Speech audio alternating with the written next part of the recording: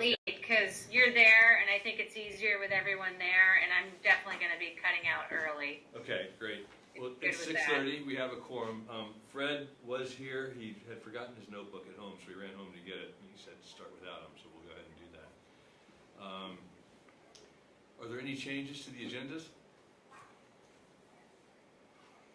No? Okay. Public forum, is there anybody here for public comment? Yep, you state your name. Russell and Barbara Challen. Yep. Okay. Feel free to join us if you'd like. Pardon? Feel free to join us at the table. We have a place up on Dana Hill Road, up at the very top. And this summer and especially the last week have been detrimental to a couple spots in the road.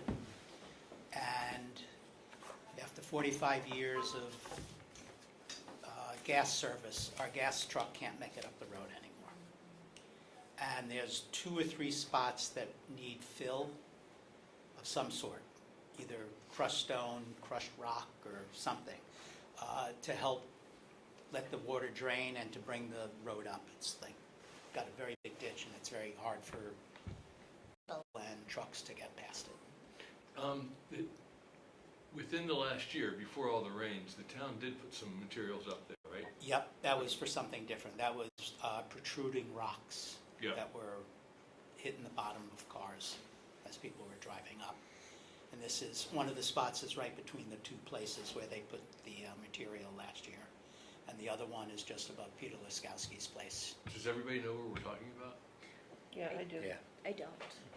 Dana Hill Road, when you go across the Route 17 bridge by the mill, it's the immediate left up the hill. The Hillies stable is up there, and then it's a class 4 road, mostly beyond that, and there are 3 camps, or 4 actually, with the Laskowskis. The Laskowskis have kind of a seasonal home, and then there's 3 camps up at the top, just past the state forest. How far up is the need for material? Probably a mile. A little less than a mile, probably halfway up. Yeah, I don't, we can talk to our road crew. It is a class 4 road, which does not require year-round maintenance, and certainly we plow it and do winter maintenance. But there are 3 houses up behind the Laskowski. I'm pretty familiar with the road. Christine, did you have something? I've got something to admit. No, I'm good. I'm fine. Okay, now we have to admit somebody else. Okay.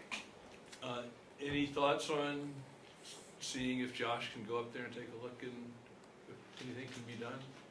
I mean, it's not going to be maintained other than just, reasonable access for vehicles.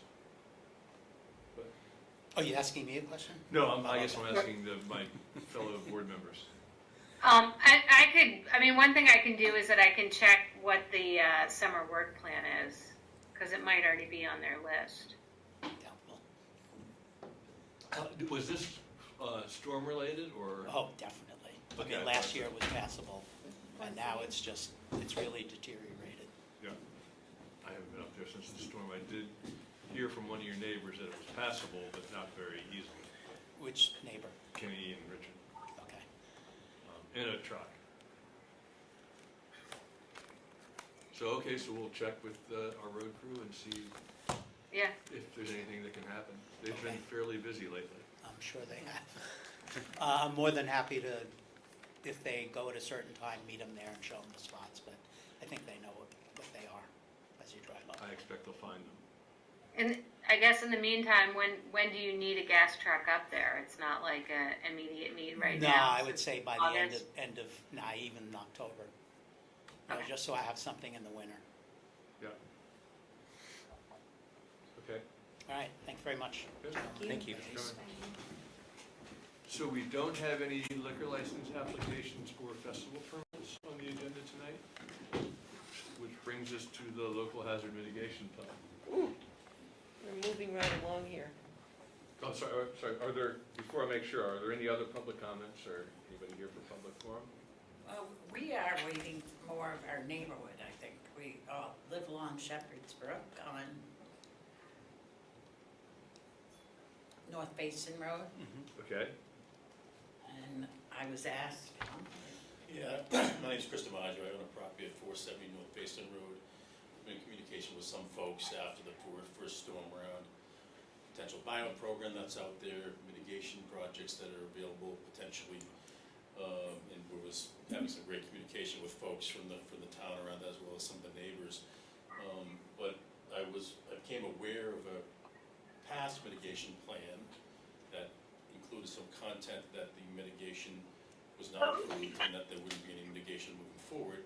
So I was just sort of coming here to see where that stood, if that decision was made prior to the present I situation can down talk there. to this. I spoke, I knew that you were gonna come. I communicated with Jen Grant, Yeah, okay. and I know North Basin Road. Mhm. And I spoke today with our floodplain manager for the region, Okay, and I can talk about it as we go through this public hearing. I just talked briefly, he had some time to spend with me today to talk about the issues that you face. And this is the lower end of North Basin Road, correct? correct, Yeah. so just so I'm clear, this is not a public forum, but it's in the context of the hazard mitigation plan that we're gonna be reviewing I tonight. guess so, Yeah, yeah. I'm Okay. curious about that decision, and if it was weighing in the present situation. I'm not sure if anyone has been down there. I believe there was a site visit, but clearly, the Shepherd Brook watershed is an important branch of the watershed of the Mad River, and there's quite a bit of debris now that's in the river, from sheds to plastics to trash to rubber to ceramics to everything you can think of that would Trees. that would be dragged from a garage or a shed. So with that in mind, I'm sure no one's happy to see that happen. I mean, I'm not particularly, I don't wanna say I'm not concerned with my property, but the overall picture down there, if there's not gonna be a mitigation plan, I think it should be, I would assume everybody's aware that if it happens again, it will be continued to dump trash and rubber and debris into the river. In fact, I recovered some belongings all the way down to 100 at 90 North Basin Road, so it's quite trashed, to say the least, so no pun intended. So just curious if that's being weighed in, if there's no mitigation plan or no buyout plan or no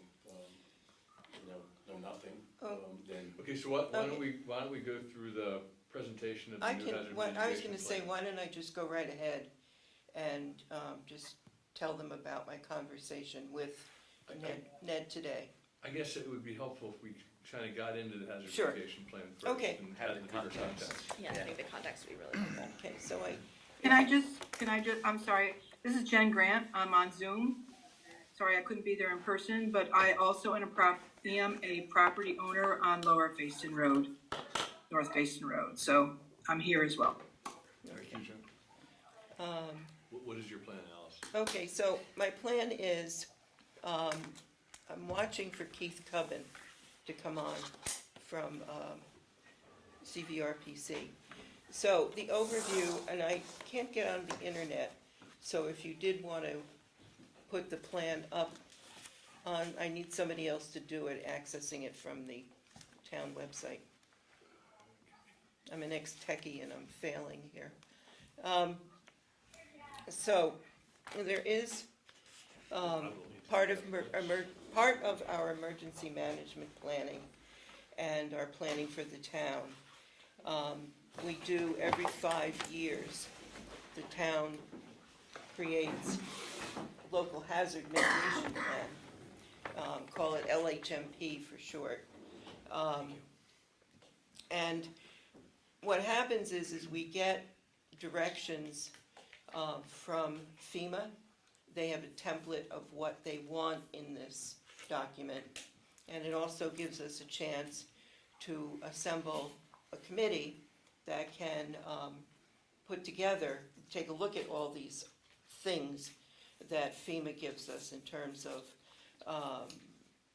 descriptions of what we have done in the past, what we're looking at now, and we do a lot of ranking on hazards.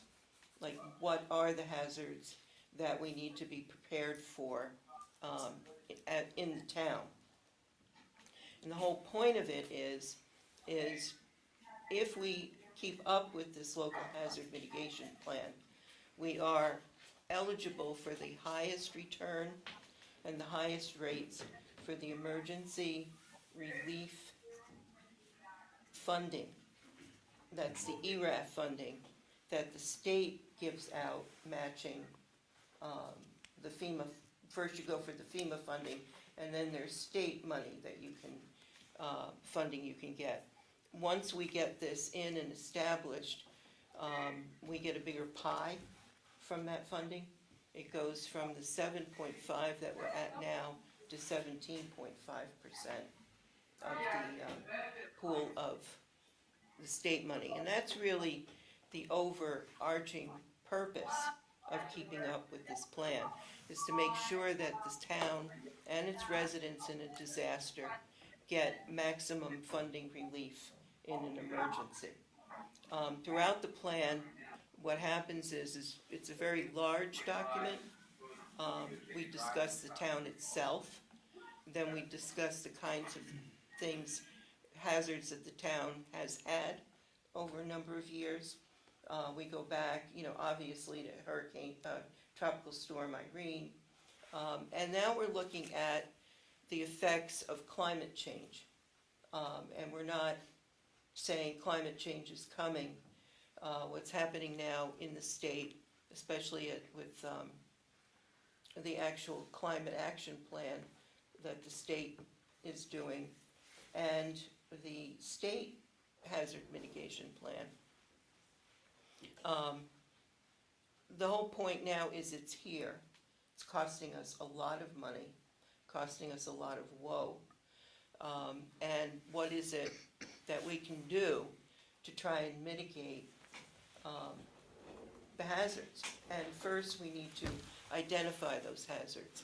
And that's what we did in this plan, was there are charts that FEMA gave us.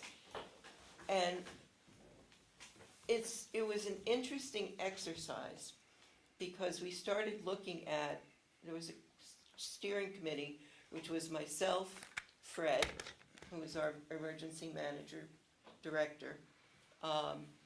We had Claire Ireland, who was our emergency manager coordinator, myself from the Planning Commission, and we had Ira Shadis and Luke Foley from Friends of the Mad River to help us out. And we looked at these hazards they gave us. That's great, hazards they gave us. And, it's like rank them. And at this point we're looking at them going high, high, high, 1, 1, 1. And, it really was, if you can keep scrolling, I think the thing that would be the most useful are these charts that we came up with. Like, they keep going down, let you know. Page 30, it looks like. Yeah, around page 30. So what we started talking about and ranking and talking about was obviously flooding is ranked very high. But things like heat, right here we go, heat, extreme heat ranking very high now, being prepared for that, being prepared for public health emergencies, and not just pandemics like we experienced with COVID, but really understanding other health emergencies that can be created because of climate change. And if you think of all the flooding and all the standing water, we're talking about West Nile virus, we're talking about equine encephalitis, and EEE they call it, which they are now finding up in north in St. Albans and Grand Isle. We also are looking at, what do we look at? We looked at wind, severe storms, Ice, snow, ice, snow, flooding, and flooding. And it was really, and then we also have to rank things like earthquakes. And one might not think that there are earthquakes in Vermont, but there are. And every once in a while you can feel one. We rank tornadoes, and, you know, we did a ranking, and the next thing we knew, there were tornado warnings in Vermont. So I wound up, we were going through all of this, and I wound up talking with Ben Rose, who's in Vermont Emergency Management, and I said, Ben, we can add something every day to this. Like, you know, we can't keep up with it.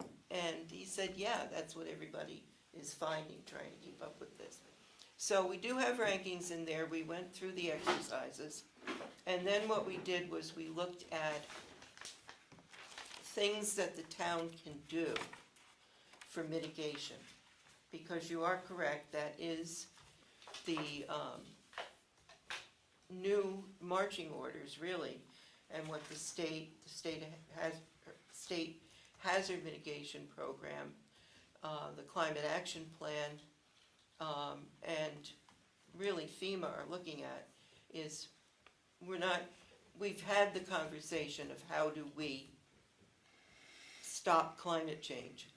Well, it's here, so now we look at the ways that we can begin to mitigate the effects of climate change. So you will see in here that we have things like for heat-related emergencies and cold-related emergencies. We're looking at cooling stations where people can go within the community to escape the heat. Same thing in cold emergencies. Power outage, we've got people who are cold. We have our emergency shelter is the Waitsfield Elementary School, which the Red Cross will set up. And we're actually looking for, we're recommending that we look for additional services like that, because we actually need one on the other side of the Mad River, for that matter. We're looking at culvert replacement, sizing culverts, having our road crews and educating private landowners on keeping the culverts clear, because what you're seeing is even though they're clear, they get stopped up, and the best we can do is to make sure that they're clear, make sure that vegetation and our roads are clear. So we go through this document, and we have the hazards, and we have a table of potential mitigation strategies. And there are some that we can recommend that the town can and probably and should do immediately. Those green lines where you see, not those, go down a little bit, and you'll see there's certain yellows. We identified culverts that need replacement, and we recommend that they're replaced. We're recommending that there are a number of areas that should get reconnected to the floodplain for correct water flow. They are, one is at the, I have to remember the names of everything, the fairgrounds property. There's a berm there that even the road crew has said should be removed to reconnect to the floodplain. We're looking at Tremblay Road. There's a flood chute at Tremblay Road that's no longer in use, and we should look at the possibility of getting that flood chute back working, etc. In these two cases, the culverts and the floodplain reconnection areas, there is funding available for that. There's 90 million right now in Vermont Emergency Management, which is ARPA money. which the culvert, we could apply for that for the culverts. For reconnection to the floodplain of the areas I'm mentioning that either have berms or the flood chute for Tremblay Road, I can apply, and town can apply for money from the Winooski Basin Water Quality Committee that is at CVRPC. I've already been working with Brian Voigt, who said we can put in a grant, he'll work on it with me, to first do a study to see what needs to happen, and then there would be available money in that program to do the work. The other thing about that is we're also looking at what pH reduction we can get from these kinds of projects. So those are the things we're looking at. It's a long document. I've learned an awful lot. I really compliment Keith, who is our consultant that we hired from CVRPC. Is Keith with us? He is now. Just now. Just now, yeah. Good. Keith Can did I it. ask a question? I don't know, is this a time to ask a Sure. question, Sure, Alice? go ahead. Specifically about the table? So in looking at that table, and I'm assuming I can't see what's on the screen there, but this is Jen Grant, by the way. Yes, I'm assuming you're talking about Appendix B, I'm sorry? the mitigation. I didn't hear what that person just said. Sorry, we were talking about screen sharing, which we're not doing now, so the folks on Zoom, you aren't able to see what's on the screen, so we're gonna, No. we can fix that. But go ahead, Jen. Okay, so in that appendix that lists all the potential mitigation plans, there is one very specifically that calls out Shepherd Brook, which myself and Chris and Elaine are all very concerned about, as well as other neighbors. And it, talks about what the potential mitigation would be, and then the 2024 update was that the town has chosen not to pursue this action. And that seems to go against everything you just said, Alice, that the whole purpose of this mitigation plan is to help protect its residents, and flooding is, probably one of the highest priorities at this point. So I guess my question is, what criteria did the committee use to determine which of all these mitigation possibilities, projects, how did they determine which ones to pursue and which ones to take off the table, like Shepherd Brook? Well, I guess Shepherd's Brook was taken off the table in 2024. That's what it says, 2024 That's what it says in update. the appendix. Mhm. This year. I'm sorry, Yeah. 2023, it was. It says I don't know when it was taken off, but it says 2024 update. The town has chosen not to pursue this action. Okay. Let me address this right now. Sorry, I can't figure out. Whatever we do about the Shepherd's Brook issue would have to be done, first of all, with Fayston, because your water flow from Shepherd's Brook goes from Fayston down to the end of North Fayston Road.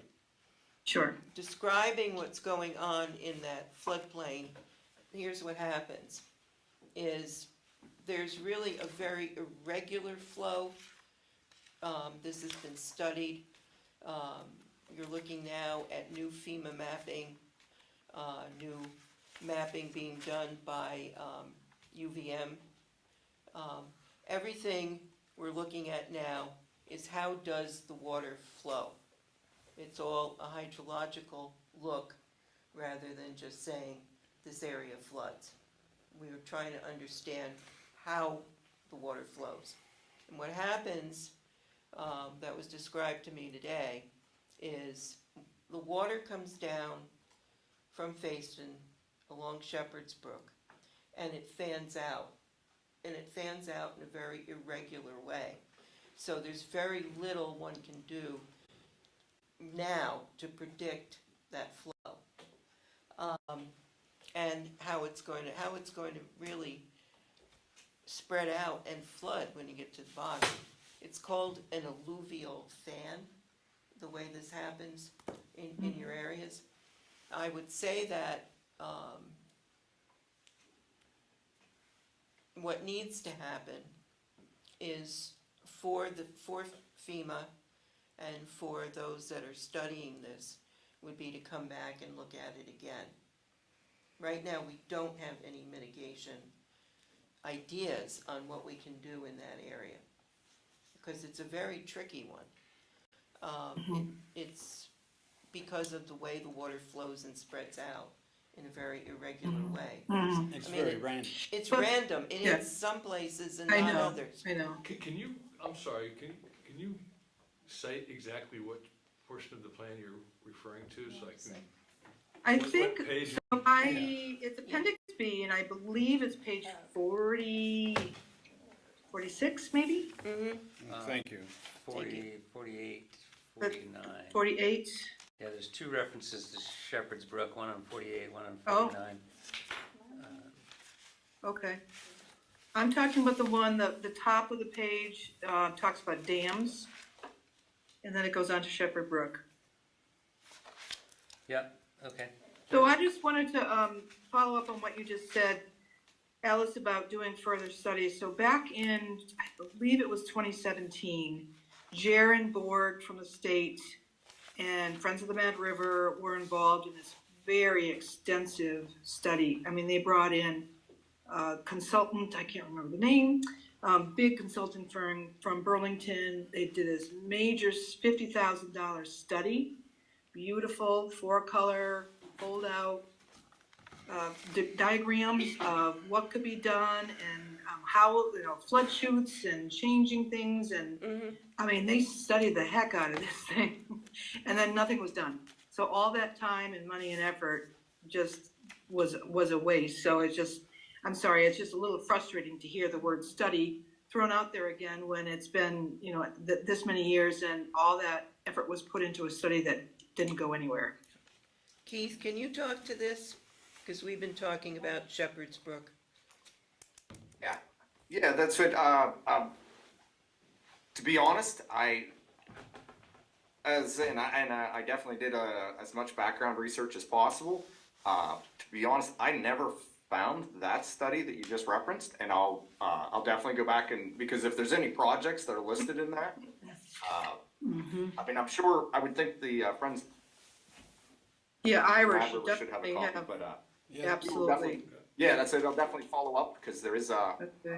especially like flood chutes that can be funded through funding, and there's others that are much faster than any of the FEMA type processes.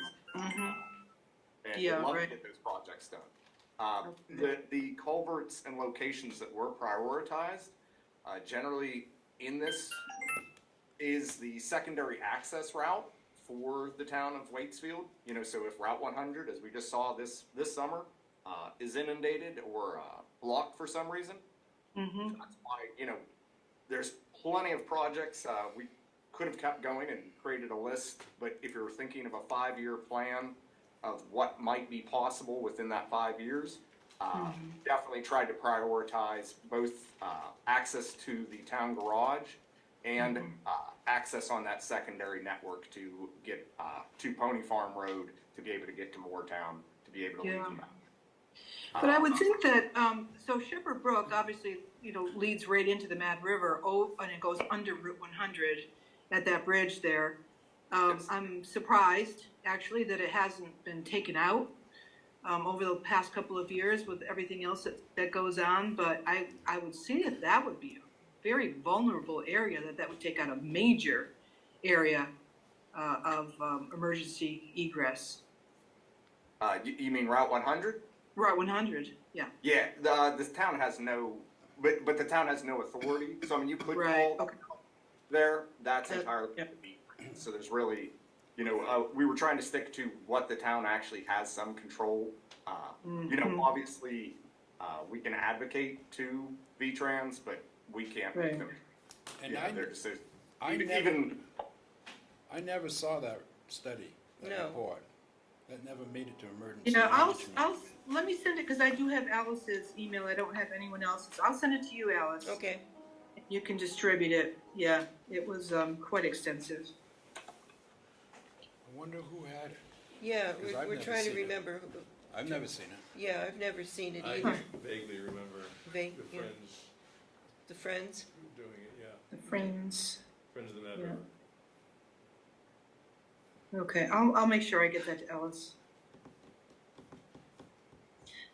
Can I- I was talking to Chuck Martell recently at the Waitsfield Selectboard, who became aware of new river mapping. I don't know if it's inundation mapping or river erosion hazard areas for Shepherd Brook.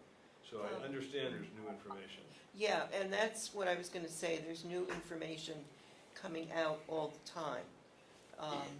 UVM is doing a new mapping, looking at how the river flows.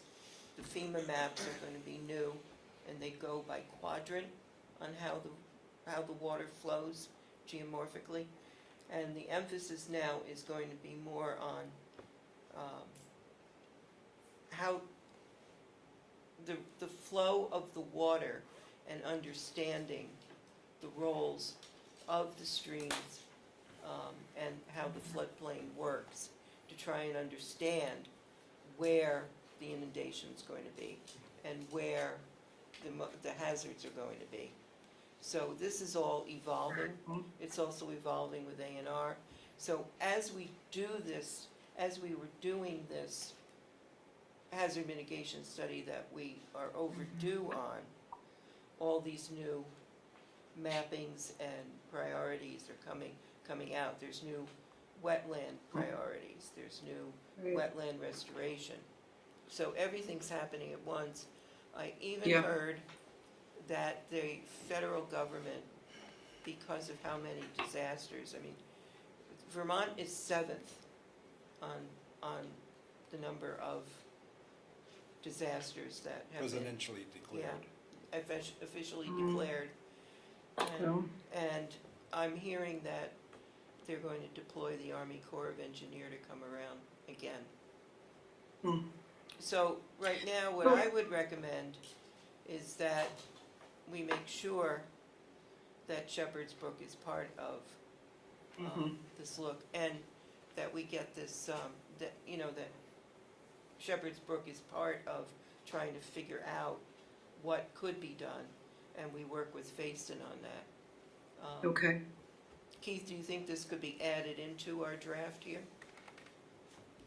Yeah, we can definitely put it back in. I mean, this is a living document, so at any Yes. point, if something comes up down the road, a year from now, anything can be incorporated. Just the select board would have to vote to adopt any new mitigation actions or anything into it, and then that can be added in. And that does assist, in competitive scoring at the FEMA level. Basically, anything that's listed in an LHMP gets that project on their scoring an additional 5 points, basically. You can get a project in without having it listed there, but it definitely, they like to see that, FEMA does, for hazard mitigation grants or BRIC grants. Well, if it So isn't- we're Fred, currently in the, Jen, Fred, you had something to say? Yeah, if it's not on the hazard mitigation plan, the item, we're not gonna get funding for it. It seems like, we've paid a lot of attention to the Mad River flooding, but a The lot of our tributary. damage are the tributaries and these little flash floods that are gonna continue. exactly. They're the future. So it seems like looking at all of our tributaries for hazard mitigation should be an important part of the plan. Our Right. property's We- been getting yeah. it since, even with the berms that were put in place and when I think Freddie Viennes went in, we raised all those grants at the time, each of them, down the line along the river. And it's still an issue and not probably going to get, just something needs to be done about it. And it was very upsetting to Absolutely. see that we were Yeah. taken off. Yeah. And without the breach that happened up above that flooded the property across Shepherd's Brook, okay, the fields across Shepherd's Brook, we would have been in way big trouble. That whole line of houses, all the way down to the Viennes, the last Viennes property. Yeah. Unfortunately, Gracie got water, her house got hit because of that breach, but without it, we would have been in really big trouble. There'd have been houses going down the river. Agreed. His, hers, we would have been in big trouble. So without getting into a lot of the detail, it sounds as though an adjustment to really focus on it's less inundation in Shepherd's Brook, it's erosion hazards. And Right. So it's already in the plan, so is it as simple as just taking that item that says the town has chosen not to pursue this action and put it back in? Would that be a simple Yeah. fix to the plan? Okay, because nothing really has to be added, that basically says it all. Great. And that's fine, because this is, it's final, but it's final draft. And what happens with this document now is it's going to go to FEMA, and it could get returned to us for more that FEMA wants in it also. Are we under time pressures for this? Yeah, we're 2 years late. Yeah, there- Does Yeah. this Yes. the sort of pre-applications for the hazard mitigation grant program, is that part of the consideration? So I think that I think that was part of the reason why I wanted to come Yeah. as well. So I I have think- no desire to have my property demolished, but I also don't have a desire to see it float down the river either, so, the deadline for that is August 16th for the pre. No. I think It's been extended to the 30th, August 30th. to the end of the month. And I That's think for that the buyout? I'm already, That I don't know, I'm the sorry? hazard mitigation grant program Yeah. funding announcement The that you funding from, forwarded, yeah. the Vermont Emergency Management is handling that 90 million that's available. And anybody can apply for it. we have town sponsorship, correct? Yes, And do we have town sponsorship at this point, those that have applied and communicate with Christine? Have you talked to Christine? I have. And how, I mean, believe she, communicated. as you know, likely we are short-staffed and Christine has been, Yeah, Helping out. she sent me an email saying, is there anything I need to do further with regards to officially requesting town sponsorship? She says, I think I have everything I need, there's nothing for you to do further, could you please provide some pictures and description, which I had done that as well. But with what I thought was an August 16th deadline, again, I'm just trying to be Yeah. proactive and having that on the. yeah, budget. absolutely, yeah, that's what, we've only talked informally in our flood recovery meetings, but I think I'm speaking for the whole board to say we want to do whatever we can if we can support your getting FEMA assistance. Thank you. Absolutely. Yeah, I don't know absolutely. if the town has a preference or a benefit one way or the other. I'm open to discussing. I have no issue with talking to the town about what they would prefer to do, what's in their best interest. Maybe it is in their best interest to capture that land and do something with it in the future. Maybe it's not in your best interest. I don't think there's any financial ramifications of that by any means. So open to that. My concern was the deadline. I did become aware of a report that was put out by the Vermont League of Cities and Towns that suggested the U.S. Department of Agriculture has funds for watershed conservation that included mitigation of rivers and the floodplains. I'm not sure if we've looked into that yet, but that seemed like a pretty promising option that I read about that was forwarded by somebody on the street as well. Again, open to any options. Don't have a desire any one way besides not losing my investment on the property. But again, as someone said, it's property, not people, right? It's a driveway I lost, it's a lawn I lost. My tenant who, I don't live there, but my tenant is an important employee to a very important town here in the Mad River Valley. And that housing is important for him and that company is critical to them. And without that property, it affects a lot of people. That said, again, not here to ask for anything or to drive conversation one way or the other or pretend I'm more knowledgeable than anybody else, but deadlines are important, especially when working with the government. So I wanted to just, understand where we were in that process, so I have it in my back pocket. What I read, is that it can be canceled at any time, even at the day of closing.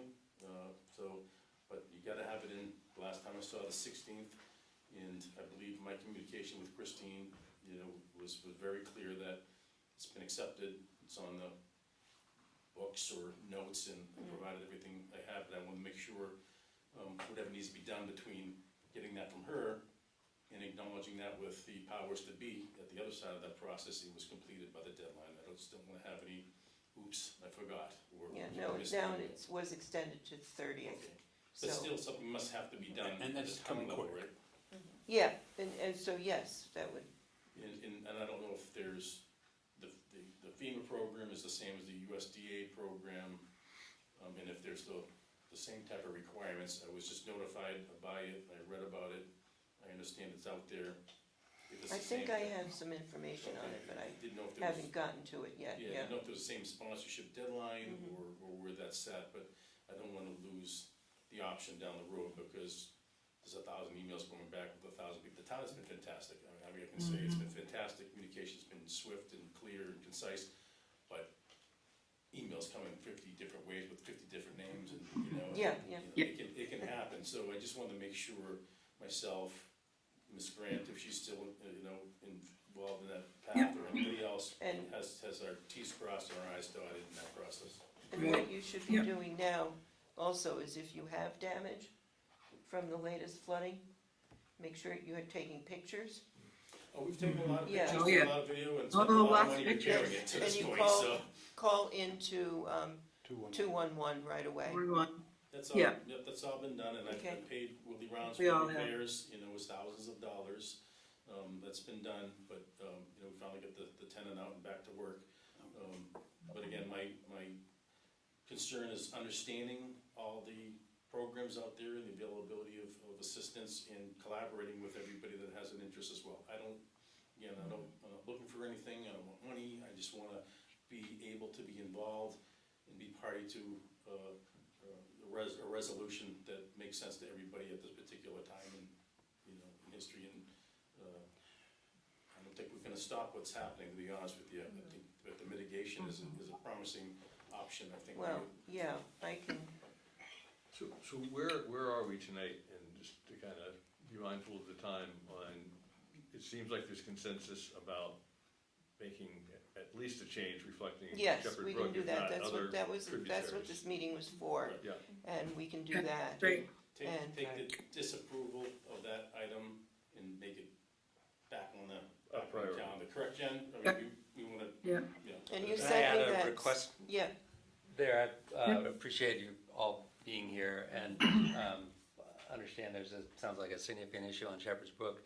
But back to the hazard mitigation plan, there is a pretty significant prioritization effort that goes into ranking, yes. which things would get addressed first. I have no idea where Shepherd's Brook would rank in there, but I want to make sure we go through it's- that process. It's not a matter of what gets done first. It's a matter of ranking, Understood, but there's a cost extreme, benefit yeah, analysis, yeah. there's all kinds of stuff. Mhm. I'm just saying, let's make sure we follow those yeah. okay. guidelines from FEMA when we put Shepherd's Brook back in. so it's Yeah. not just as simple as putting it back in, it's scoring it Yes. in Appropriately. accordance with the other Yeah, priorities. and I will tell you, and I want to give Keith kudos for this. This is a brand-new format and a brand-new marching orders from FEMA. All these charts and everything are new. And every consultant, everyone from CVRPC who's been helping towns do this, went to a workshop to say, FEMA, what are you asking us to do here? So even everybody's had what do we do? I don't understand this. And some of these columns changed, like there were political reasons, and we're going political. And those actually came out after the workshops. So this is And like we're trying to continue to say here, is this is a living document. It's not meant to be one and done. Because things are moving so fast and they're so hard to try and capture in the moment of what's the most critical. And I did attend a webinar with the National Weather Service, climatologist. The National Weather Service and the one especially in Burlington are changing what they're developing, and they're trying to be able to develop forecasts that are accurate as possible 2 weeks out. So they're not, they're looking 2 weeks out, they're looking a month out, they're looking at being able to forecast better on how these rain events, potential flooding events are going to occur. Oh, I do have another quick question. If somebody had asked about the first gentleman and his wife that stood up about, and that somebody from the town guys would look at it. Now, if there's a lot of trees that are potential dams that are in Shepherd's Brook out behind our properties, all the way up past the curb behind Fred and Shirley Jens's house, where the breach happened. There's a lot of trees up there, according to my husband. I haven't walked it myself, but it could create some issues. Is there somebody that goes up there, or do we as private citizens go up there and start chainsawing? In the waterway. In the waterway, We yes. can't go on Yes, in the waterway. Yeah. It's gonna push. So I can speak to that a little bit. This is Jen Grant again. So I reached out to JB Weir, the town zoning administrator. Yeah. And, basically said, hey, my shed is now in Shepherd Brook and it's made its way, it was behind Chris's house earlier this week, and now it's behind Elaine's house. And it's now joined by a very large tree horizontally across the river. And it's as soon as debris starts to accumulate there, which is inevitable, it's going to create a dam. And he said that he spoke to the road commissioner and was told that because it's in the waterway, it's state jurisdiction. He passed it on to Jaren Borg, and Jaren basically said, go ahead and remove it. But now it's kind of, pointing fingers as to who is responsible for actually removing that stuff. So trees and sheds and whatever else is blocking it. So it's kind of at a stalemate at this point. All right, that was my question. All right, there's the answer. Thank you, Jen. And I just had one follow-up for clarification. The responsibility of the culvert that runs along North Basin Road, next to the road that goes under our driveways, whose responsibility is that? Is that a property owner responsibility? Yes. Okay.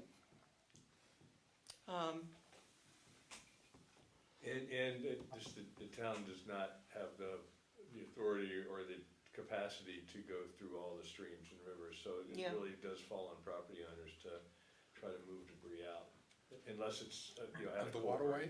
What's that? Of the waterway? Yeah. I was referring to the culvert next to the road. Culverts. That is Driveway. the property owner's responsibility.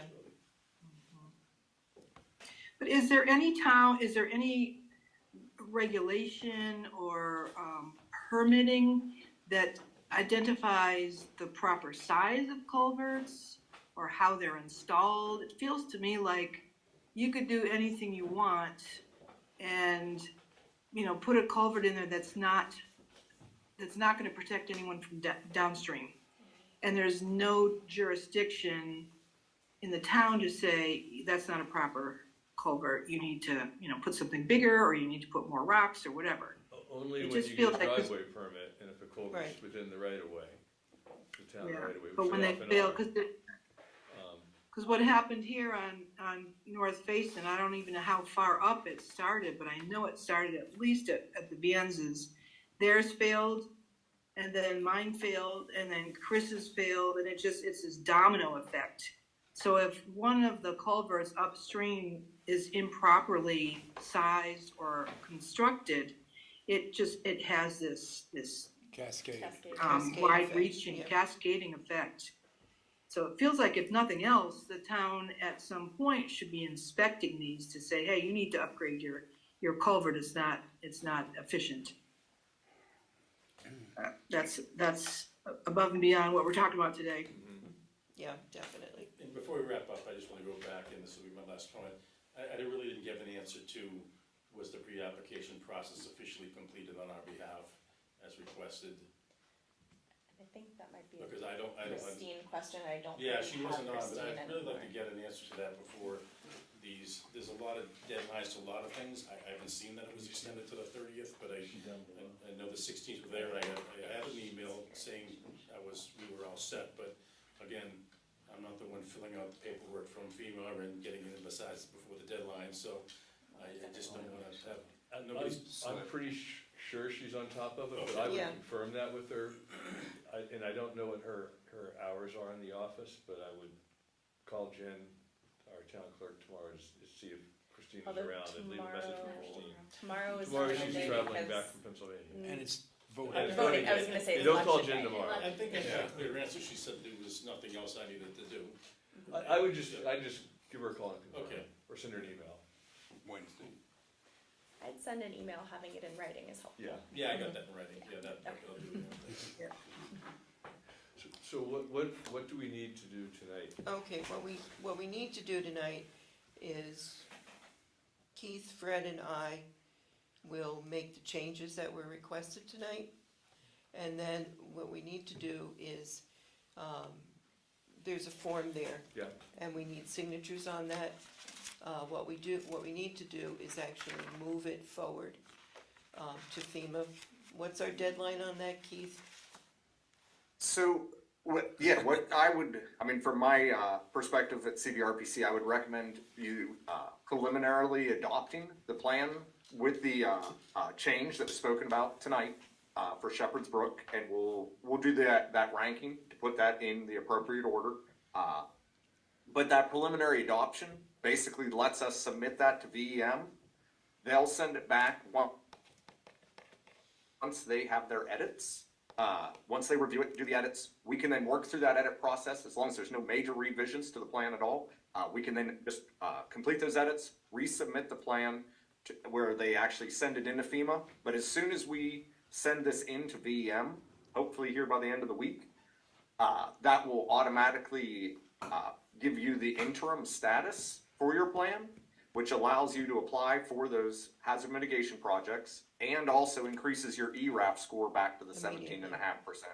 So, and then we If will the have federal a fi- declaration comes through for this latest flooding, you'll have that highest reimbursement rate possible. So then we'll have another opportunity to adopt the final plan after we. No, get back to actually, it table. doesn't even have to come back to the select board unless there's a major revision in it. Because we're gonna vote tonight on accepting this plan with the edits that we have spoken about tonight. And keep in mind that it's not static now. Yeah. That we can make changes to this and we- additions. We just have to vote on it, that's all. We just have to get it. It's a working document, it's meant to be a working document. As things changes, we can add and subtract items, Yeah. but it takes a vote. And just a second, Kurt, so everybody, we're comfortable, like, adopting it with amendments as you guys. With our amendment that we had, yeah. Kurt? Yeah, I'd like to share a few comments. One, I really haven't been following this process closely until I read over the plan, before the meeting tonight. And there are some sections here that relate to the Conservation Commission. And so we haven't had a chance to share any specific input on it. And as I read through it, there are some areas where I think we might want to add some other features to it, and also, I think, correct some things. As an example, there's reference to floodplain access, on the Austin parcel, the fairgrounds, and the Tardy parcel. And the Conservation Commission has been kind of working in those areas, and we're not listed as a player in who's responsible. And I think that was an oversight. I think you are in the chart, so, Not on the table. not on the table? Not on the table, there's a who column. I also, there's this interplay between bank stability, invasive species, particularly knotweed, that I think needs to be acknowledged and kind of woven into the erosion and invasive species section in some way, and considered in the ranking. We have a meeting with two people from Vermont Emergency Management on Thursday to talk about potential FEMA funding for the invasive species and restoration work, that we've been working on. So I think there's just a number of areas that could benefit from some additional information or some corrections or some tweaking of priorities.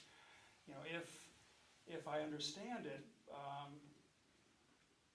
our potential access to FEMA funding is affected by what's in this plan. The Vermont Emergency Management folks have told us in the past that they think there's a possibility of more FEMA funding for our invasive species and floodplain restoration work here in the valley. That's what they're coming to talk about on Thursday. So I don't know how all that fits with what you need to do in terms of timing and approvals, but I think it would be improved with some additional consideration. Another minor point was, it says the town will generally follow the guidance from ANR on invasive species work. Well, I don't think that necessarily should be the case, because the state of Vermont does not have great guidance on invasive species management. We look elsewhere for the latest guidance that we're using here in town on that. So I'm sorry I wasn't aware of all this content before today, but I wish we had been more involved or invited to be involved. This is our third I public know, hearing. yeah, I know. And they were publicized, and they Yeah. were out in all the usual places. The Yeah, notices. I mean, it is yeah. difficult to track It's- everything it that's is. going on, It's- especially know, when you're in the middle of flood recovery. I acknowledge that, Yeah. but, But as we've said, we can revisit this anytime and add in comments. Well, that's what I was So I- asking you, maybe it's for Keith, I'm sorry, Fred, I just kinda wanna understand the process. I was thinking that if we made changes today that haven't been made yet, we'd have another chance to sign off on the final version, but it sounds like, There's a certain amount of urgency Yes. for Yeah. us to approve this.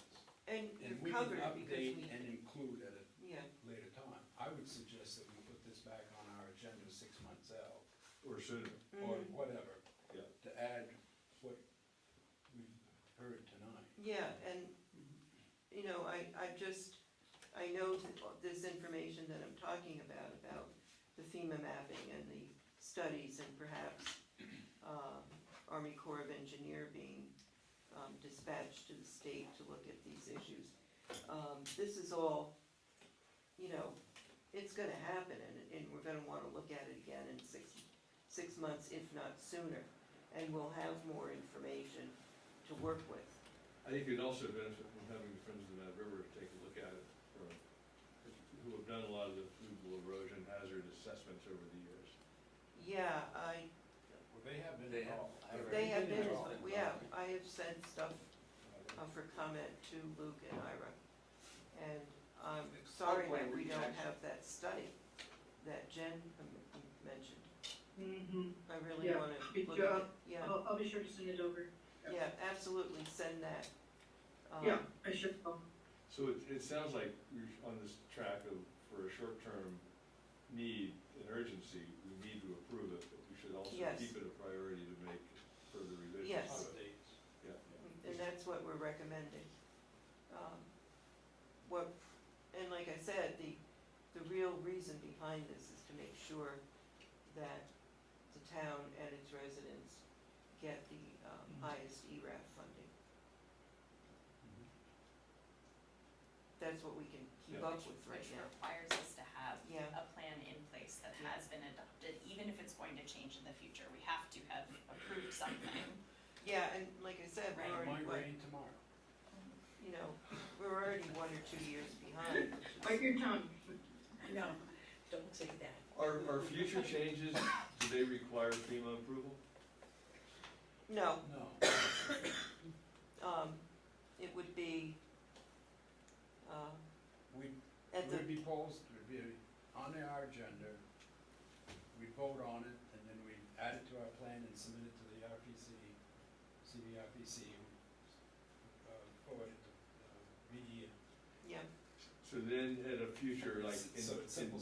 if we made changes in 2 months, that plan would be in effect to be supporting document for a grant application to FEMA. yes. The one that we adopted, not the one that we sent to FEMA a couple months ago, this one.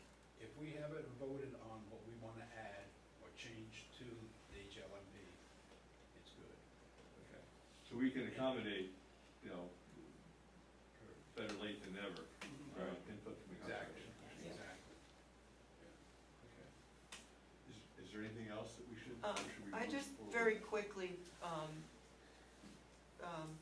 wanted to add, my work with the Vermont Climate Action Plan has now become big. We're in, the Vermont Climate Action Plan is in the phase of its 5-year renewal. And so what we're doing is, we are looking at what we have. I am on the Rural Resources and Resilience Committee. It's so many committees and acronyms for me anymore. And what we're doing is we have split into 3 task forces to identify what needs to be added and edited for the current climate action plan. We're looking at what has never been in there, what needs to get in there, edit with new information. And again, the overarching requirement is mitigation strategies for the climate because of climate action. So it's moving in that direction. There's a community plan, community task force, and infrastructure task force, and got volunteered to be the chair of the public health task force. I'm working with Ben Rose from Vermont Emergency Management, Dr. Mark Levine from the Department of Health, and Jared Ulmer, who works in the Department of Health, to write that chapter, which is that information, which is brand new. We have a clean slate to look at public health and what needs to be considered, the effects of climate change on public health. Does that have an impact on what we need to provide a motion on today for the hazard No. mitigation?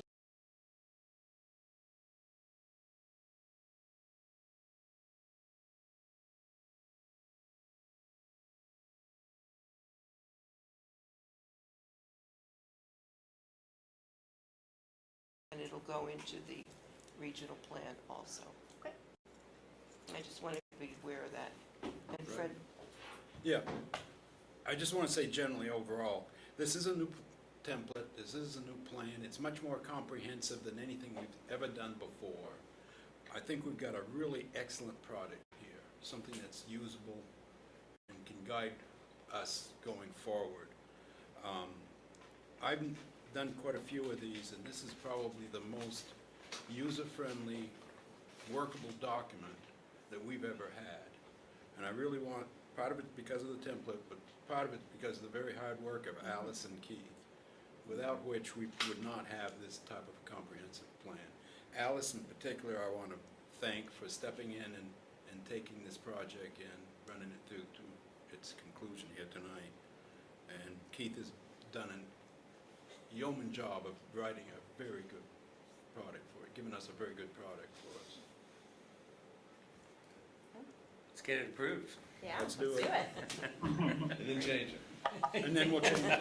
And that's the We'll beauty change- of Yeah, it. exactly. We got a product that we can change, we can update. Anyone want to make that motion? I would so make that motion. To To approve approve with it. changes as discussed? Exactly. To incorporate the Shepherd Brook policies from previous plans, does that make sense? One additional change, which you'll laugh at, I think, on page 1, the title page. lists Yes, the yes. You as select board chair. I know. What did it say? It says that I'm the select board Fred chair. as select board chair, that we could just Yeah. strike the word chair. Yeah, we've got that. Pa- don't page we? I two. I picked up another one Yeah, All right. for Keith too. page 2. Great. I would second that. Any discussion? All in favor? Aye? Aye. And Christine's not on anymore. Correct, she is not.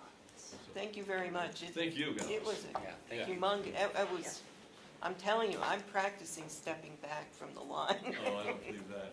I know.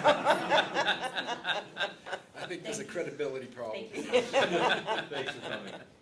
We also Thank you. get Thank points you. because, working on the river corridor bylaws now with Brian Voigt at Oh. CVRPC. And that's in this, and we get points for that. Good. So we're I gonna- just want to thank everyone for listening to what I had to say. I'm going to drop, because I know you have other business to attend to. So thank you for thinking of us and Shepherd Brook. We appreciate it. I do. Thanks for coming. And Thank Keith, you. thanks to you for all of your, Yes. all of your work on this. We really appreciate it. We'll be talking, Yeah. Keith. All right, bye-bye. Next item on the agenda is the Conservation Commission sinuosity contract for Scrag Trail planning. Thanks for coming. Thank you. Kurt? I'd be happy to answer any questions. Yeah, why don't you just a Pretty brief, straightforward. brief overview of what the Okay. Thank you, Fred. new contract will do. Thank you, Alice. It was good to see you. As you know, we've been involved in upgrades to the Scrag Mountain Town Forest Trail Plan. And it's a 3-phase plan. We have implemented the first phase. New trails opened last year. This contract will allow us to get the information we need to complete the plans for the second and third phases of the trail upgrades, and also secure the information we need to apply for any grants from the state. And funding's coming out of the Scrag Reserve Fund. Right, right. And the proposed contract here is the template, we've been given from the town. So we incorporated the proposal we got from the contractor who's done the previous work for the trail planning into the town contract. I apologize if I missed it in our packet, but what's the contract value or cost relative? $2,425. And the reserve is 60 grand or something like that. There's plenty to cover, yeah. Got it. And what's the timeline? We're looking to have several components of it completed this year. So we'd have the information, should we be eligible and decide to apply for state funding in the next cycle. Some of the other aspects of the contract deal with permit and grant support. That'll probably kick in maybe next year, early next year, if needed. Thank you. I have a logistical question. Since the treasurer position is vacant at this point, is the email address that invoices are being submitted to, Sandy, is that something that you have access to? It's Waitsfield, or waitsfld@gmabt.net? That is an email that is being tracked. It is, okay, great. I just wanted to make Yeah, sure it's- that, It's a little, right now, it's Okay. being tracked. super. That was my major Yes, question it's is like, will someone see the invoice when it Well, gets sent. the Conservation Commission will also get the invoice, Right, and okay. we will review it and make a recommendation Okay. on payment too, so we'll be in the loop. Any other I'm questions? tracking the grant that we got for the mitigation plan. I'm putting in quarterly reports and everything. So, Any other questions for Kurt? Sounds like there's plenty Sorry about budgeted for it. How did they hold up during, well, I guess that side of the valley didn't see much damage, so. The, I think the new trails did very well, I think, yeah. It's encouraging. Is there a motion? Yeah, I can make a motion to approve the sinuosity contract as Second. presented. I'll second. Any discussion? All in favor? Aye. Aye. Thanks, Kurt. Thank you. and I'll be in touch. Okay, good. Okay. Sandy, our finance report is next. Welcome, Larissa. Thank you. So good to see you. It's good to see you. And speaking of thanks. Yeah, no Mega kidding. Thank you. Mega thank you. No, it's, you know, I'm vested, and, so, what I really wanted to do as soon as I could, as soon as things settled, I wanted to make sure that you had an accurate picture of where you stand as of the end of, June 30th, 2024, which is the end of your fiscal year, and so I wanted to be sure that I would come and give you that information. It is in the same format as you've seen for years, with a memo, a one-pager, which is a summary, and because some select board people like to see every little thing that's attached, but it agrees what's here. And what I will do is I am going to read it, because people out there digging through all of those pages that was in the packet may not be able to find what I'm talking about here. But, okay, so we ended the year, which we have general funds 01 and 02 is what we call our general operating budget, and that's what I'm reporting on tonight. It's the aggregate of these funds were made up the town budget that was approved way back in March of 2023, so it's a ways back. But it's, what we're trying to do now is put 2024 behind us, get a good handle on 25, and we're gonna be jumping into FY 26 real soon. So, and it's hard to go to 26 if you don't know 24 and 25. So here we go. 101% of the budget revenue was received. Yay. 90% of expenditures had been paid. Another good. And that adds up to about 291,500, which is a substantial chunk of change, but when you look at our overall budget, it isn't a huge percentage. When we're like off 10% or something, but. And that you're saying is the surplus, kind of the unassigned fund balance is the 291. For 1 year. Yeah. But I'm gonna end with where you stand with a multiple year, but I didn't know what you had been told, because it was hard to see what was happening. So going over the revenue, just so it makes sense to you, it was only $35,000 more than what we budgeted. Our tax receipts, which is our largest revenue, we're at 99%. I mean, it's just, that's right on with what we want to be. And the delinquent taxes as of the end of the year were $107,000. This is 1.3% of total property taxes and is consistent with the past due amounts in previous years. So our people aren't hurting, or they don't appear to be unable to pay their taxes any more than what normal. Interest income, that was the shining star. It was higher, based on the exceptionally high yields. And we were sitting on a little bit of cash there, quite a bit actually. Zoning revenue was up, and current use reimbursements were higher than budgeted. So, you know, that's what makes up why we had higher revenue. Do you know why current use was higher? Were there more, do you know why current use? I have no idea, I wasn't here. it's really, it's whatever the property that is in current use, Yeah, what's almost like we happening had with more them. enrollments. Yeah, and if maybe if I'd been here, I would have been, Mary Jane could probably tell you that, but Yeah. I don't really know. Or you could look into it. There were very few areas that we were over in expenditures, there again, yay.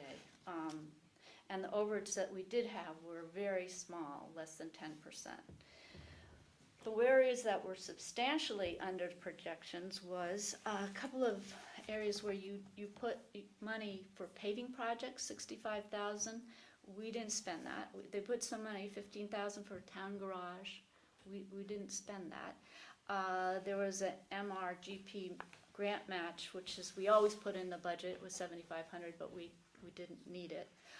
Town office operations, which isn't usually under, was by about 22,500. We didn't do a lot of repairs. I don't know. That's Well, I don't actually a know that- topic for I was gonna say, I don't know that was necessarily A good good thing. I thing, know, because that's we right. all know that You're deferred right. maintenance is I know, scary. and we didn't buy a computer that we always buy. We didn't, things we budgeted for, we just didn't get to, it seems Wait like. till next year. I'm with you. So also the town administrator salary was 20,500 under. Road department salaries were 18 under because we hired late, I think maybe. And road department materials, which we have always tried to keep a good, sensible budget for, was about $38,000 under budget. But that can determine, the winter or whatever salt and sand costs or whatever that makes up that. Employee benefits, which is always hard to tell, 49,000 under budget, mostly because we've just been winning the lottery on health insurance. Our employees have been taking the buyout, which is just amazing. It won't always happen and may not continue, but we budget for a reasonable amount and then protects us so that if we have new hires that have that need, we have the money for it. Presumably some of that's because of the 2 vacancies as well, the Oh, yes, admin and treasurer. but more so, we have an astounding number of people that take the, $1,850 buyout. And, it costs $6,000-7,000 just for a single plan, and we're, it's really, we've been very lucky, but it doesn't mean it'll continue. And constable expense, 8,500, I think I talked to Christine or somebody who was saying, we just haven't been billed, maybe, I don't know, we've had a constable We for a haven't while. asked, we have not made any requests for services. Okay, all right, well, that was played into the mix, so that was, total amount of unspent funds was 261,595. So if you put those two together, you come up with the 291 that I said we came ahead with for the year. And something that wasn't clear was the previous year unassigned fund balance. I had an audit amount, but I'm not sure you got the message of what it was. But if you add the 291 to it, we have 932,000 in undersigned, and yeah. Really? I thought you'd be surprised. Yeah. That's because, for the prior year? We have a policy that we Yeah. try to keep, and I can go into that when we do the audit report and all that. Try to, at 18% of our, or 12.8% of our budget, 2 months worth, 2 we months try to of keep. cash flow, essentially. That's like 400,000. So we're sitting on some, and you didn't know it. I know you didn't. So it was very hard to plan the end of year, not knowing the 291 and not knowing your fund balance from previous years. So happy problem. It's not a problem. I mean, but it's something to think about going forward. Opportunity.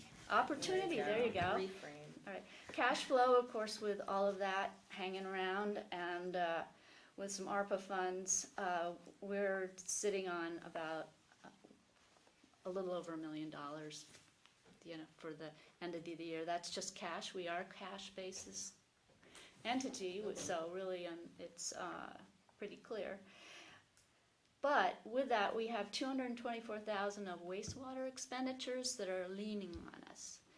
and I haven't looked into that yet, but that project, of course, will cost money, and then as we make requisitions with the grant monies or the loans that we'll get reimbursed. And with the So we'll have upfront expenditures that we'll need to manage So- cash flow. part of me and Christine wants to talk about, perhaps a CD, for some monies. But I would think we would need to know the cash flow for the wastewater project before we To sort of finish the. Right, so Yeah. with the 1.1 million, the account balance is after payment of the 224 Yes. wastewater. Yeah. And we're, there's like timing milestones we have to hit, but we should get 100% reimbursement. Yeah, no, Yeah.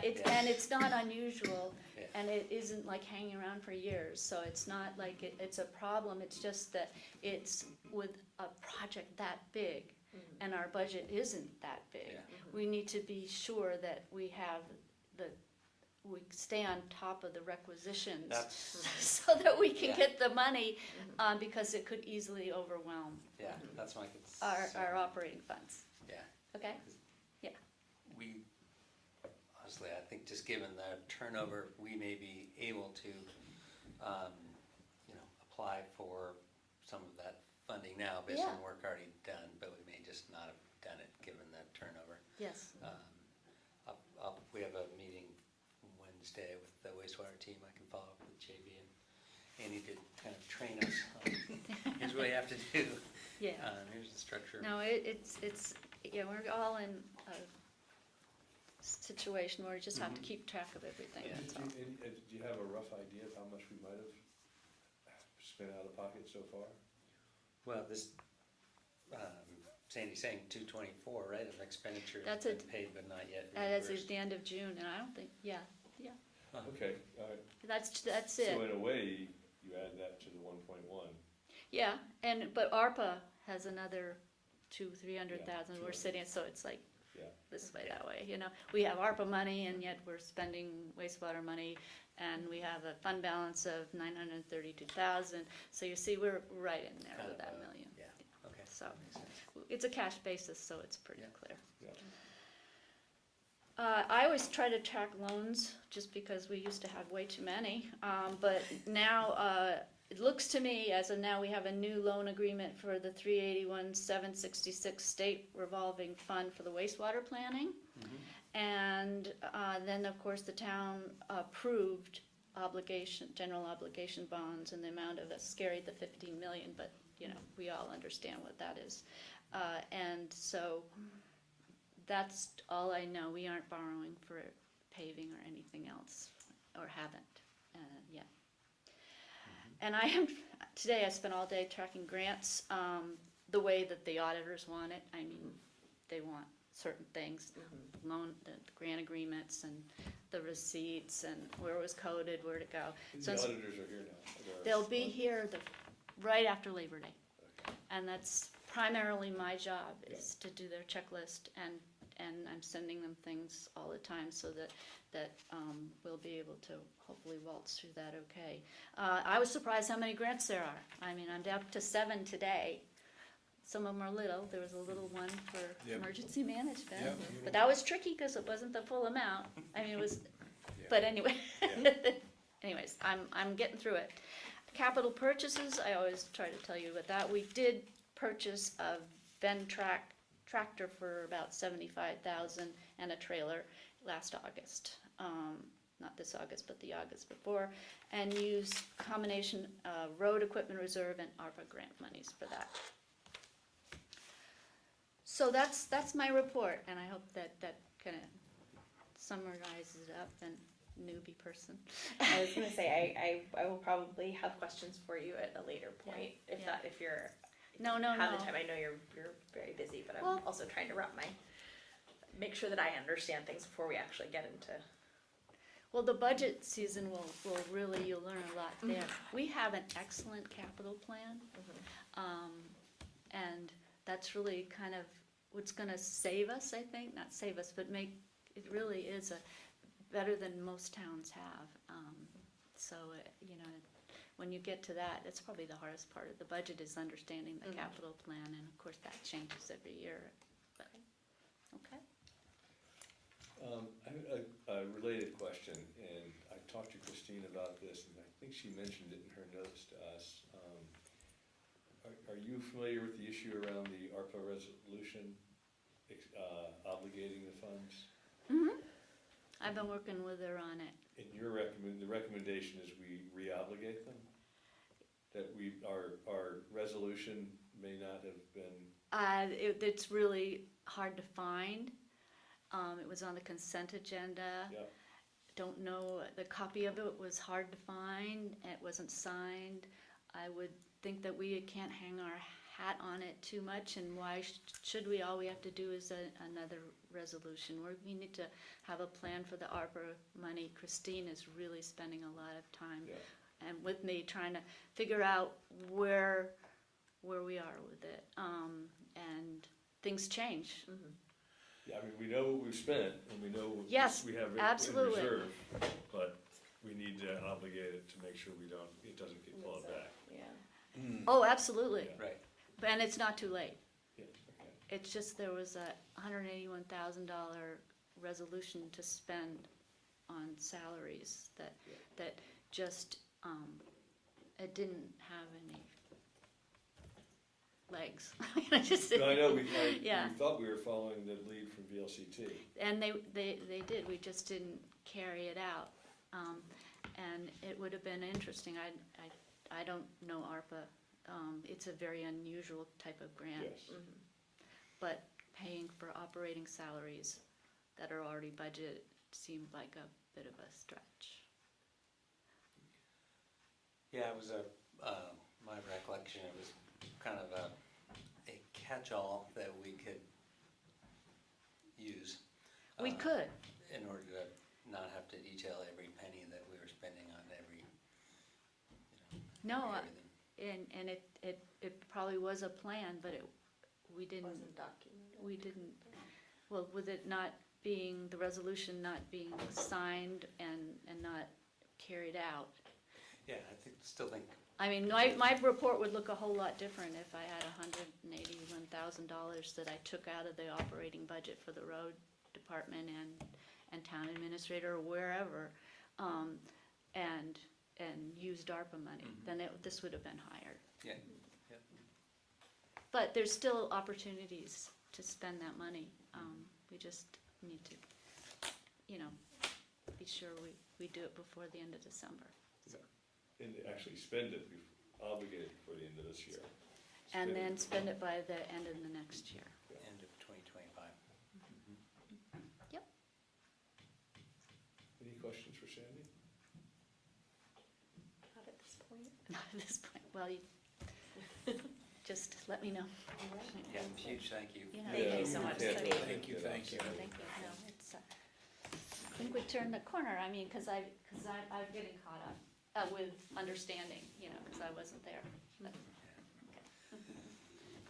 Good luck with the auditors. yeah.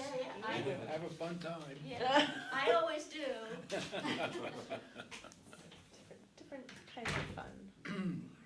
So the next item, and Christine's not here, she gave us some notes regarding the animal control officer, animal control ordinance, and the dog control ordinance, and some reference recent changes to state law, and her recommendation, I'm sure, Fred, if you maybe understand what she's saying, that it might be to her advantage to not have a unified ordinance, but to keep two ordinances that are, Well, first off, I apologize for being late.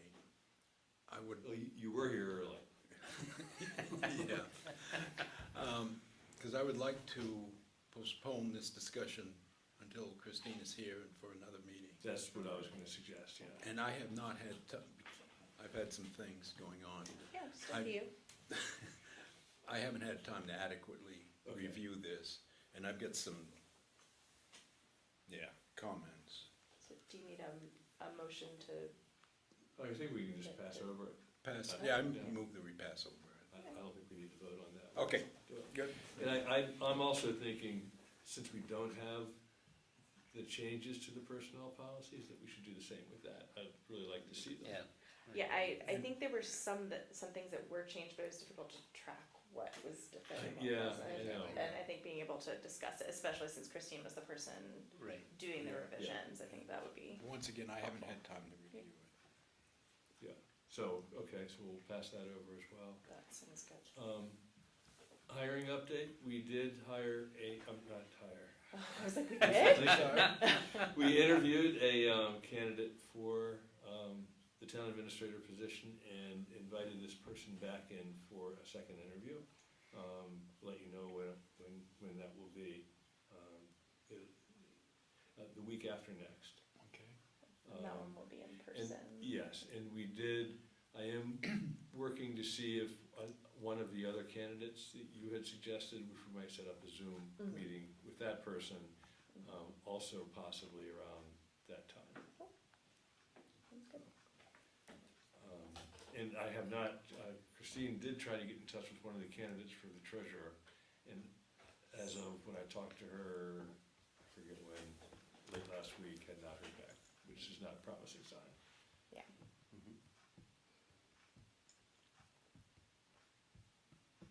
Okay? Guessing somewhat related, we'll likely lose Christine in her part-time acting role soon as school I was starts gonna say, up. when does that start up? I think next It's in week. a oh, yeah, that's pretty soon. So, see what we can do about that. Just to flag this earlier, but there is that's old. Wasn't there was a festival permit application tacked on to the end of our packet? Is that Yeah, I thought so too. the Meadow Valley Craft Fair? Yeah, Oh, right. Yeah, I thought I saw that.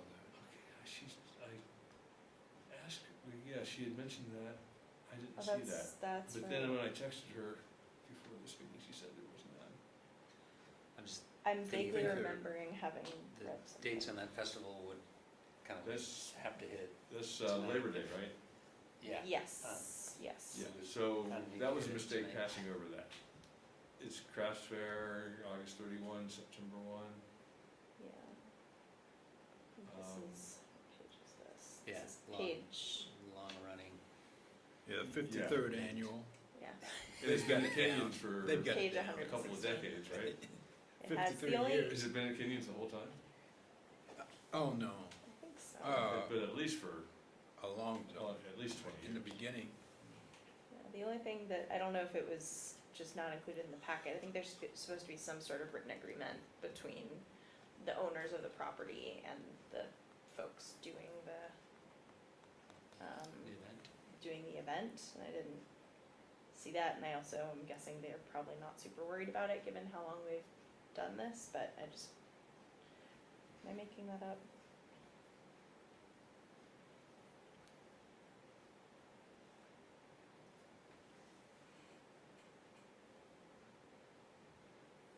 The sponsor's not the owner. The owner's written consent must be submitted with the applications, item 7, I don't think we've ever done it. fair enough, just figured I would. Not that it's right or anything, but I don't think we've ever done it. So, do you wanna, I move that we approve the permit. No, is that a motion? That's a motion to approve the permit. I can second. Second. Discussion, all in favor? Aye. I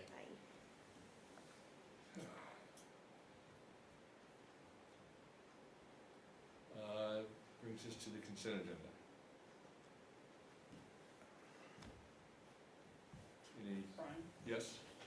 One reason I stayed, I just wanted, given the whole treasurer situation, I just wanted to make sure that the payments for the interns for this last pay period got on your consent agenda for tonight. I don't remember it. I expect they're in the warrants. Okay. Wherever they're supposed to go. I want to make sure they arrive. Yeah, I saw your email, and Christine confirmed that she received it, right? Mhm. Yeah, okay.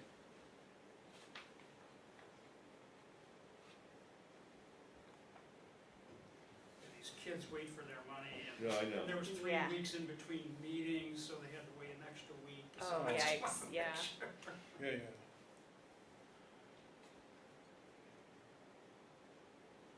It's not specific to the consent agenda.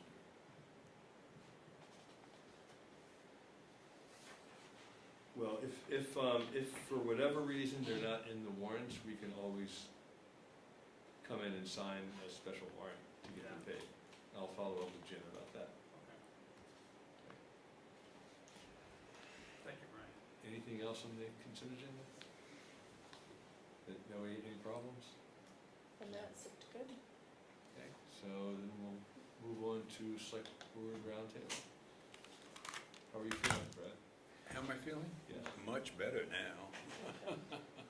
It wasn't easy to get here, though. No, I was laid up for a while. I spent 8 days in the hospital. They tried several procedures to get my heart going. They ended up putting in a pacemaker. And since they put the pacemaker in, heart rhythm EKGs have been very good. And every day I feel a little bit stronger. Oh, good. I get my strength back and everything. And yeah, so it's good. Yeah, it was a bit of a haul. A little scary there for a while, but Yeah. things are good now. Things are good now, improving every day. And it should be long-term. They tell me the battery's good for 10 years, so. Super. Just one thing. Should I have some sort of incident, that very new AED machine that I was so proud of getting in here, don't use it on me. Don't use it on me. That's important. It'll void the warranty on my pacemaker. You have anything else? Tropical Storm Debbie Mm. came through and didn't do any, blew down some trees, pretty much the only thing. But a couple of really positive things came out of it that I'm really pleased with, and that was pre-storm. We had excellent communication between fire, the ambulance, the road crew, and we now have 3 people on EMD. Alice has been assigned as assistant EMC. She's been very invaluable throughout this. So we had great communication, which is probably the first time that I was I gonna can. say, I feel like the last time that we had an emergency meeting, you remarked that communication was not great, so this is a significant turnaround. This from is a that. significant turnaround. We all started networking ahead of time, letting people know, and I was really pleased with that. And I hope to keep it up, and I feel positive that it will be kept up. And another really positive event is I had a discussion with Peter Culkin from the Valley Rotary. He headed up the spontaneous volunteer effort for Facein, and I'm talking with him to take over that role for us and maybe for the whole valley. So we have a trained cadre of people who can occupy the Masonic Lodge, which is our volunteer headquarters, and take care of that important part of emergency management. It's all in discussion. The Rotary has not voted to accept the mission, but it's very positive that we get some people that want to do that. And as you know, I've always been concerned about the organization of spontaneous volunteers, since there's so many of them so quick and everything. So we got a cadre in there ready to rock and roll when something comes along. I'm really excited about that. So I'll keep you posted as I talk with the Rotary going forward for that mission. And I had a meeting, the executive committee of the steering committee of the planning district, and we'll want to put on the radar kind of valley-wide emergency response and recovery, and, you know, With partly for just better coordination, communication between towns. Yeah, I spoke Shared. with, I think that's an excellent idea, because anything that hits this valley is probably gonna hit more than one town. And things are only getting more frequent and worse. And, yeah, I think an idea of eventually having a valley-wide emergency management co-agreement, MOU, office of, whatever, however we decide to put that together is really an excellent idea. Yeah. As far as the volunteers are concerned, they can already start in working on a valley-wide type of process. Yeah. That's an easy one for them. They just, so I've talked with training for them and everything, but yeah, the idea of having a valley-wide Office of Emergency Management or some Just coordinating, I mean, the EMDs coordinate ahead of time. In fact, before last Friday, I talked with my cohorts and we were ready. But I think it needs to be raised to a higher echelon, select board echelon, and, you know, maybe come up with a formal MOU in the future or something like that.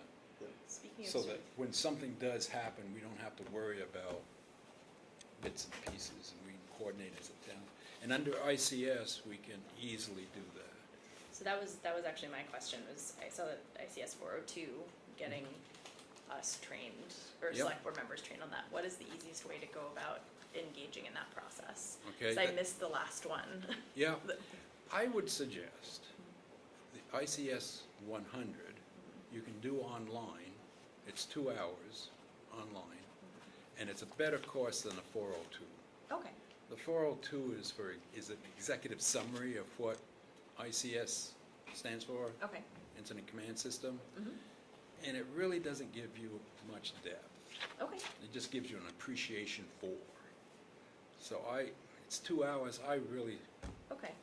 encourage to- everybody to take that course. So if I just hop online and Google ICS 100, I was gonna say, how do I Yeah, not a actually problem. engage in the? I had some computer problems. Did you folks get the new LEMP? The 24? Yeah. Did you get it? There's an annex in there on training that I added this year. And if you didn't, let me know, Alyssa. There's an annex in the LEMP on how to Okay. get your training online. All right. And if That there's was all any, part of, that was in our packet. and that was in your packet, but if there's any problems, let me know. I'll ship it out to you again. Okay. Great. That- I know where to look now. Yeah, I really promote the ICS 100 Okay. over the 402. In the hazard mitigation plan, 402 is what's recommended for select board members. That's why Yeah, that's the general recommendation, but I'd like Waitsfield to be just a little above bit- and beyond. Yeah, Okay. overachievers. Fair enough. And it's only 2 hours, you know, it's not, and that's, if you're having a bad day. That'll make it better. It takes 2 hours if you're having a bad day, you can probably do it in an hour and a half. There you go. Any other select board roundtable? That's Me it. neither. For executive session, we probably should touch base quickly about personnel. Okay. Is there a motion to go into executive session? Yes. Second? Motion.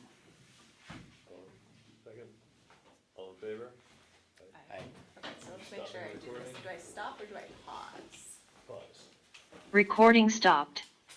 Because we will come out and then record our Okay. agenda. Fair.